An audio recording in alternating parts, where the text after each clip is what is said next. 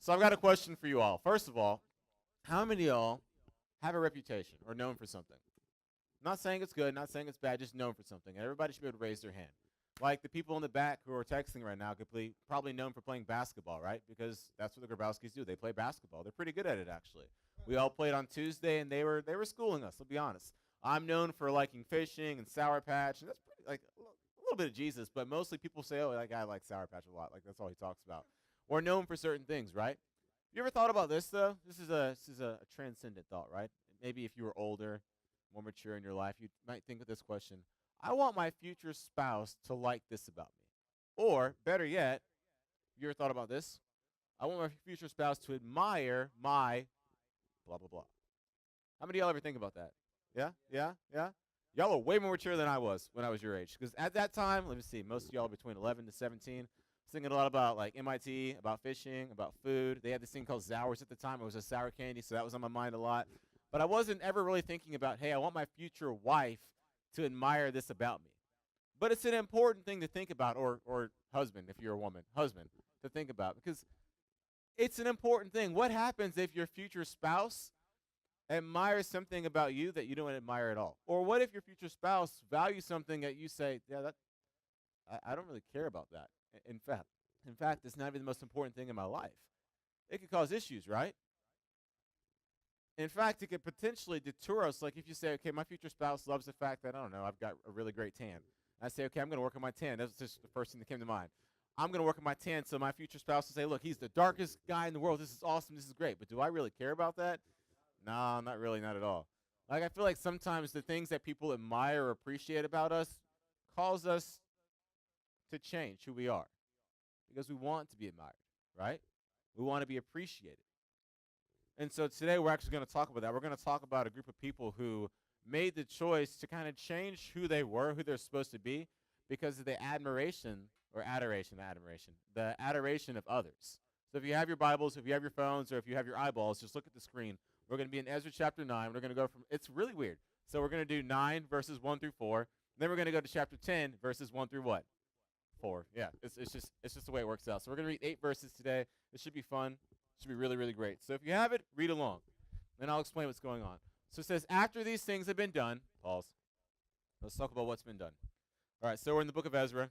Some things happened, right? So the temple. The temple has finally been completed. The wall is in Nehemiah. That's next week. The temple has finally been completed, right? So it's been so long. Y'all remember how many years it was that they stopped working on the wall? 16 years, exactly. 16 years they stopped working on the wall. Yeah, so they basically started on the wall, and they stopped because they were scared because of a proclamation. Then they were like, hey, look, we're going to be bold and start on this. And the king said, hey, you know what? Not only are you guys going to finish the wall, but we're going to give you all the supplies you need, even the food you need to eat. It was great, right?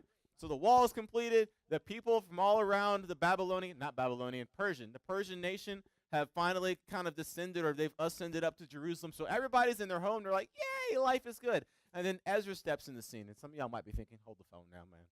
This is the book of Ezra. You're telling me Ezra just showed up? Yeah, he showed up in like chapter 7. Guy showed up really late. But Ezra shows up after the temple. I want to say wall, but it's not a wall. After the temple is built and everything's completed, Ezra shows up because Ezra is a scribe, right? And he's also a priest. And what he says is, all right, I want to teach the people of God what the word says. I want to teach the people that are in Jerusalem, the Israelites, how to follow the commands of their God. So that's all that happened, right? Now we start back in. So it says, after these things have been done, the officials approached me and said, the people of Israel and the priests and the Levites have not separated themselves from the peoples of the lands with their abominations, from the Canaanites, the Hittites, the Perizzites, the Jebusites, the Ammonites, the Moabites, the Egyptians, and the Amorites. For they have taken some of their daughters to be wives for themselves and for their sons, so that the holy race has mixed itself with the peoples of the lands.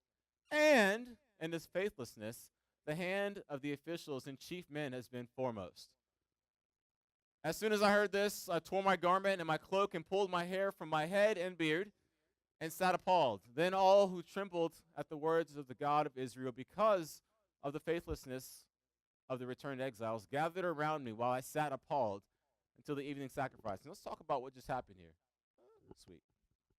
So everything's going great, right? The temple is done. The people are there. Ezra's there. Yay! Gonna talk about God. Yay! Then he finds out one little itty bitty, tiny bit of bad news, and it was the people had, instead of getting rid of the people who said, hey, okay, look, we want nothing to do with God, and then marrying the ones who said, hey, we want to follow God, we want to actually obey God, instead of following what God told them to do, they're like, this person looks pretty good. I'm going to go ahead and marry this person. They intermarried, and Ezra has a response that most people would have, right? He's like, all right, let's have a conversation. No, the man tears his clothes off like Ghost Hulk Smash, rips his beard and his hair out. Like, it's just kind of, I literally just read that.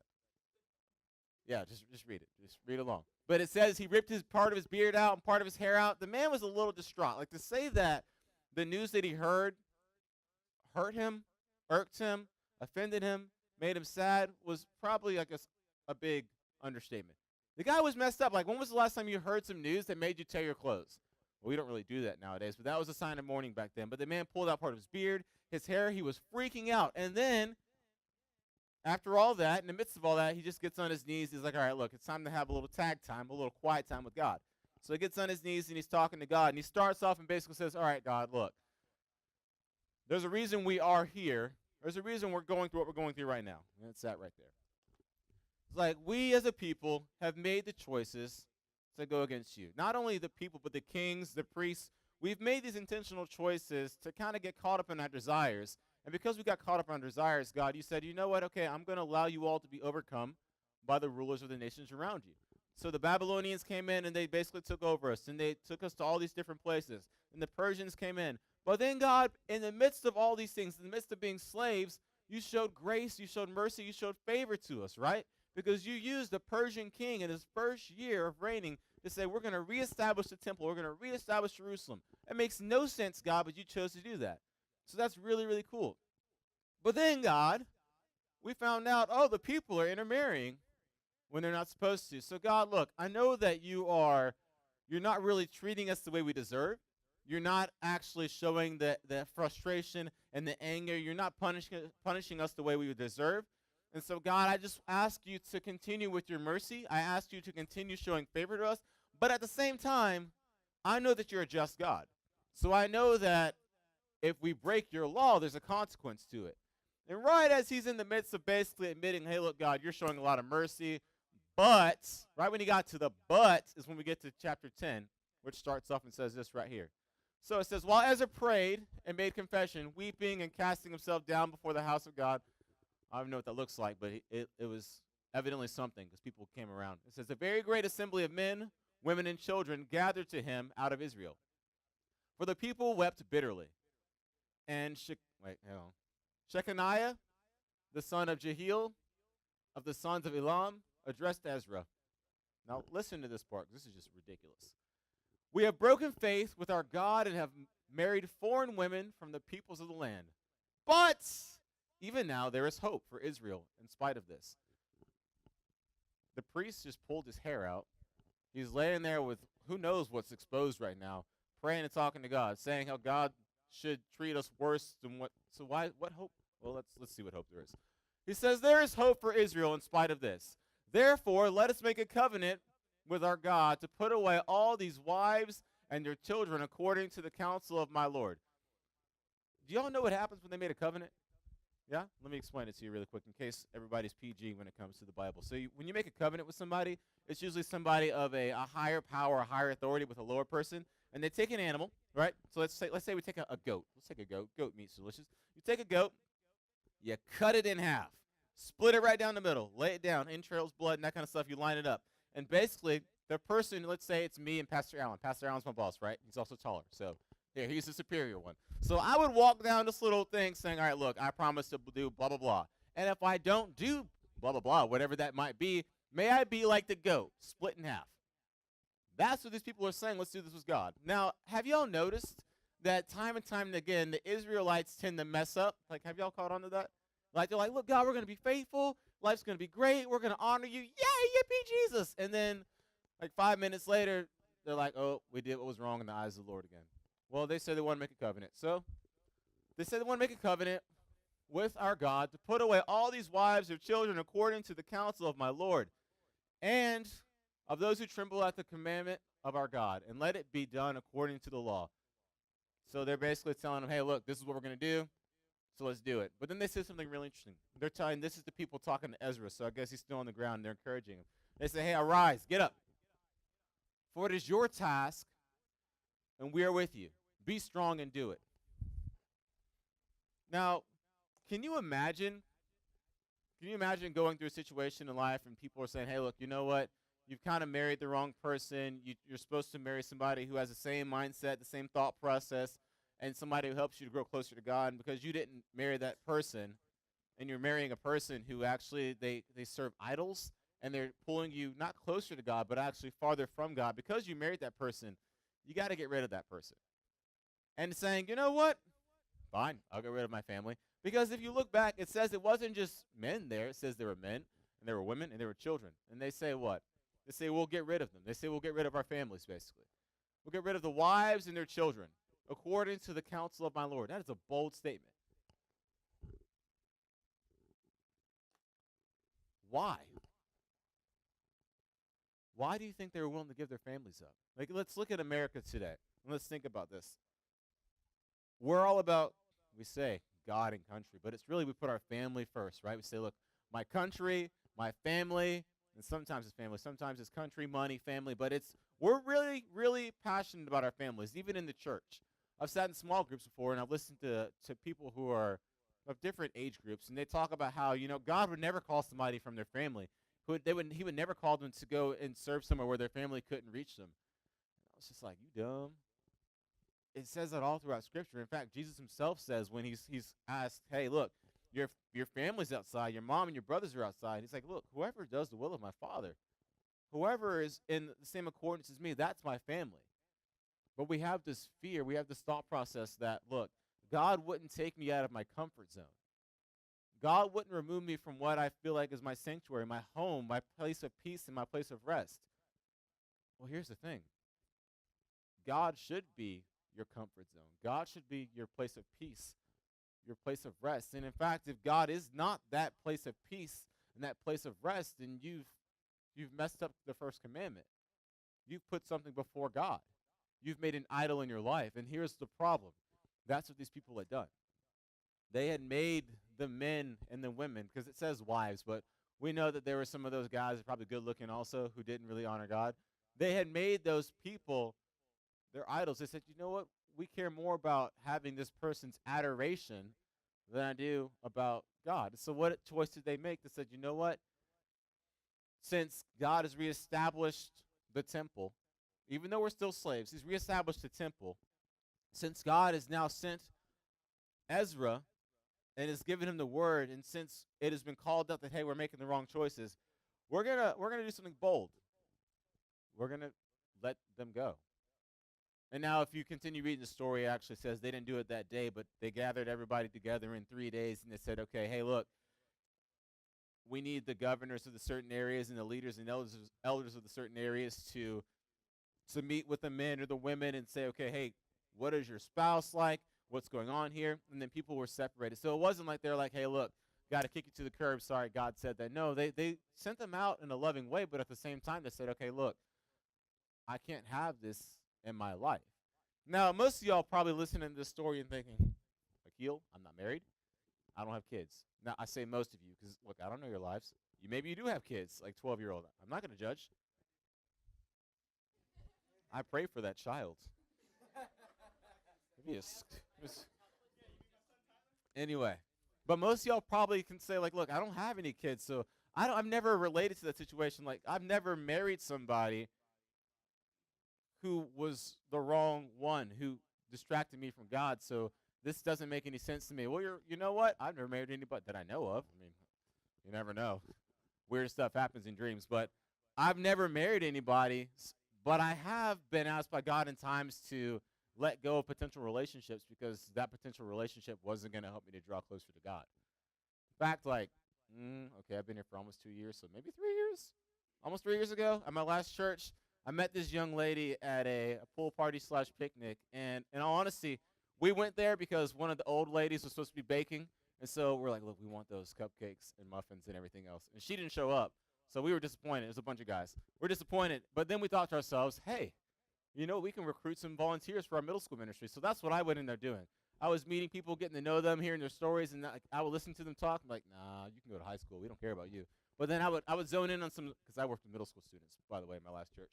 But at my hold on. But there were some where I'd meet and say, oh, okay, I like you. We can use you. Our young ladies or our young men really would benefit from you. And I met one of these young ladies, and I was just like, all right, I want her to serve in the middle school ministry. That was all that was on my mind, right? That's all I thought about. But as she's asking me questions about the student ministry and just going on and talking, she asked a question about what I was reading at the time. Because I said, yeah, I'm reading a weird topic, and it was about Calvinism. So I was reading about Calvinism and how it started and all these different things. And I guess it struck a chord with her because we started texting and messaging all the time, and she would basically ask, hey, so what are you learning? What are you reading about? And then as I got to know more about this girl, I was like, oh, okay, you know what? Yeah, she's kind of cute. Like, she's really good looking. She loves God. Okay, she likes me a little bit. This could go somewhere. This is really interesting. And so we're spending more time together. We're talking. We're in that talking phase, as you guys call it, as I'd probably call it as well. But we're just getting to know each other. And I realized something. Like, first of all, I stopped working out because we'd be texting late at night and talking and that kind of stuff. And it's like, look, I don't have time to go to the gym because I got to respond. So that's not healthy. Look, if a girl gets in the way you're trying to get swole, let her go, okay? You didn't hear me say that, but it's recorded. And then it's not like that was bad, but one thing that really was bad, though, was she would constantly compliment me on my intellect and how I was learning things and how I was always reading and all that. First of all, it's a grad student. We read like 4 or 5 books per class, so I'm always going to be reading stuff. But it got to my head. I was just like, yeah, you know what? I am learning a lot of cool things. And I started looking at my coworkers thinking, oh, you guys aren't learning as fast as I am. Or I looked at my bosses and thought, hey, I could be smarter than you in this aspect. So I started to get a little more arrogant, a little bit of pride. And it dawned on me, I'm treating my coworkers and looking at them differently than I used to. And why is this? And I realized, okay, it's because of this relationship I'm considering going into and because she's feeding into something that's not healthy in me. And it's not like she was doing anything bad. She was just giving me compliments. But in Akil's mind, I started to think more of myself. And I started to think less of other people, which is not what Christ calls us to do, right? But as I thought more and more about, okay, well, what's going on in this friendship? Is this going somewhere where God would get honored? I thought, well, she loves God. She wants to be a missionary. She's doing all these great things like God. This is a really good thing. But then it hit me. What she valued most about me wasn't what I wanted to be valued for. She valued my intellect. Like, she always complimented on my intellect, always complimented on what I was learning, what I was learning about, what I was talking about, what I was understanding. And I'm saying this because it really is hitting me more and more as I think about it. Like, she was never asking me about, hey, what is God teaching you? But it was, okay, what did you learn today? What did you study today? What book were you reading today? But that's not what I want my future spouse to fall in love with and Akil. I want my future spouse to look at me and say, okay, you know what? You sometimes are just the strangest man I've ever seen in my life. But you really love God, and you're willing to sacrifice whatever it takes to get closer to him and draw people closer to him as well. Like, that's what I want to be known for. That's what I want people to say, okay, that's his reputation. As a man who says, you know what? I really care about making authentic fruit-bearing disciples, whatever it costs me. But if I have somebody who says, look, I want to pursue you for X, Y, and Z, and X, Y, and Z is not even on my radar, in fact, it could distract me from my ultimate goal, then that's a problem. So obviously, she and I went our separate ways, but it just really had me thinking. There are times in our lives where we're not willing to give certain things up, like relationships, or a better question is, what are we willing or what are we unwilling to surrender to the Lord? For me, I gave you the example of the relationship, and I was like, it was kind of weird. It was a cool relationship that was forming, but at the same time, it wasn't really one of those that was going to help me to be the best Akil that I could be. I was still hanging out with a Christian young lady, but I wasn't growing closer to God in the midst of that relationship. But I think to myself, okay, what are some of the things I'm unwilling to surrender? And to be honest with you, one of the things I struggle with is it's a title. You all have heard me say numerous times how I want us to be called a student ministry, and I want to be called a student pastor. And there are many reasons behind it, but one of the reasons, and it's a very big reason, is because I cannot stand being called a youth pastor. And I'll do my push-ups afterward. And the reason is because people look at it and they say, oh, you're a glorified babysitter. That's what you are. You're a glorified babysitter. You're just there because you're immature You're not ready to be a senior pastor or a full-on pastor yet, and they look at it with such disdain. And I can't stand that. But then I'm reminded of something. None of y'all are babies. Like, you're not pooping your diapers. You're not goo-goo and gaga. And like, you are not babies. You're young adults. And even more so, I think to myself, okay, well, do I dislike what I do? No. I love the fact that I get to go to high schools and middle schools, and I get to hang out with students, and they expect me to work out with them. Or I get asked questions at like 11 o'clock at night, like, hey, what does it mean when God says we're perfect? Things like that. I love the fact that I read a passage like Judges 19, and I have to think to myself, all right, how on earth is this going to apply to a teenager's life? And if you never read that passage, read it sometime. It's weird. Like, I love that fact. I love the fact that I get to talk to some of you all, and I see you and hear you doing things for the kingdom of God that I would have never considered doing at your age.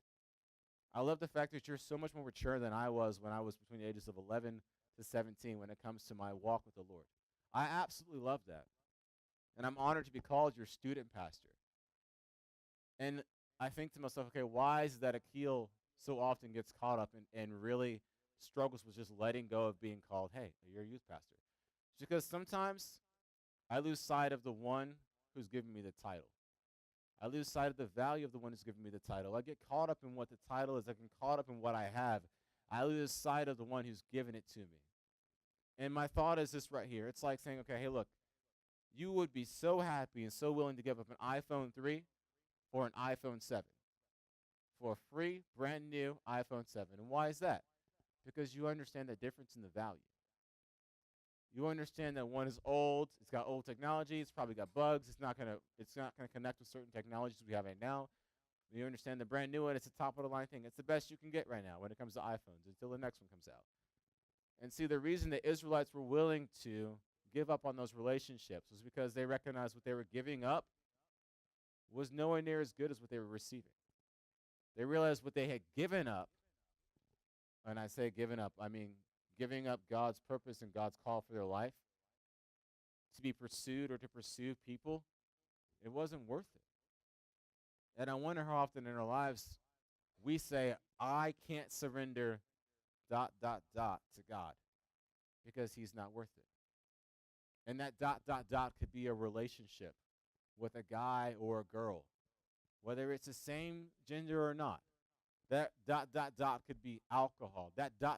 could be parental approval. That ... could be social media. That ... could be drugs. That ... could be success. That ... could be being called a youth pastor. That ... could go on and on and on. Because if we're honest, there are billions of things that we can attach ourselves to in this world and say, God, you're not worthy of surrendering this right here, this aspect of my life. But if you've been with us as we've studied Ezra, as we've walked through this passage, you've seen a trait of God that's come through time and time again. And it's the fact that God comes through time and time again. The people were enslaved, and yet God came through. The people had given up on God, and yet God came through. Remember, we talked about the fact that they hadn't changed their thought process about God. They hadn't changed their approach to God. God pursued them, and he didn't stop. And the cool thing is, God pursues you, and he'll never stop. God pursues me, and he will never, ever stop. So when I think to myself, well, it's gone. Thanks. What am I unwilling to surrender to the Lord? It's a very sobering thought because I realize, okay, if I'm unwilling to surrender this aspect to the Lord, I'm unwilling to acknowledge all the things that God has done in my life. I'm unwilling to acknowledge all the things that God is doing in my life, and I'm terrified to acknowledge all the things that God potentially could do in my life. If I were willing to just simply let go of what I have, whatever I'm holding on to, and say, God, you're worth this. You're greater. You're more valuable. Now, some of you in here have definitely made the choice to say, look, God, you're worth it. I'm willing to surrender my life to you. But I want you to think for just a moment. Just think about it. What comes to mind when you read that question? If God said, I want you to give this up right here for me, what's that one thing in your mind you say, I don't know if I could do it? Because we all have that thing in our mind. And then I want you to ask an introspective question. An introspective is very simple. It means a question that makes you go inside of here, focus inside of here, your heart or your mind, however you want to look at it. Why am I unwilling to surrender that? For me, in titles, it's pride. I still care way too much about what people think about me. I care too much about how the world says, oh, hey, you've accomplished these things. You've got this title on you. Because you can have good titles being in ministry. You can have great sounding titles being in ministry. But here's a question for you. Does it really matter? Does it? I mean, my bills are paid. I'm surrounded by incredible students and volunteers. I get to travel around the world. I've been to, 16 countries. Like, God is doing great things in my life. It doesn't matter.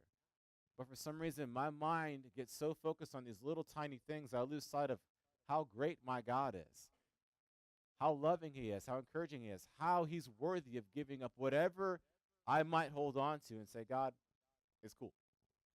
I will surrender all that I am, all that I know of myself, God, to all that I know of you. And so I challenge you all this week and for the rest of your lives. Try surrendering. Try letting go and recognizing how great the God is that we serve. How much he loves you, how much he cares for you, how much he's set you apart, not for his own glory. I mean, he will get glory from it, but simply because he wants to reestablish your purpose in your life. People walk through life all the time saying, like, I don't understand my purpose. I don't understand the point of life. I don't understand why I'm here. Well, you're here to be an ambassador. You're here to be an image bearer to the one perfect holy God in this world. Every single one of you. Every single one of you is an important person, is a valued person, is a set-apart person, not because of how you look or because of what skills you may or may not have right now. Maybe you'll have later on. Maybe you'll lose later on as you get older. Not because of what people think about you, because people's thoughts change all the time. And if their thoughts don't change, they die eventually. Give them like 80 years. They'll probably die. And their thoughts will change as well. That's not where your value comes from. Your value was knit into you in the womb because you're a handmade creation by a perfect and holy God who says, I love you, you're set apart, and I will redeem you. But you have to be willing to surrender everything. Don't hold anything back. These Israelites said, I'm willing to surrender. I'm willing to make a covenant saying, I'm going to surrender. I'm going to give it all up because my God is worth it.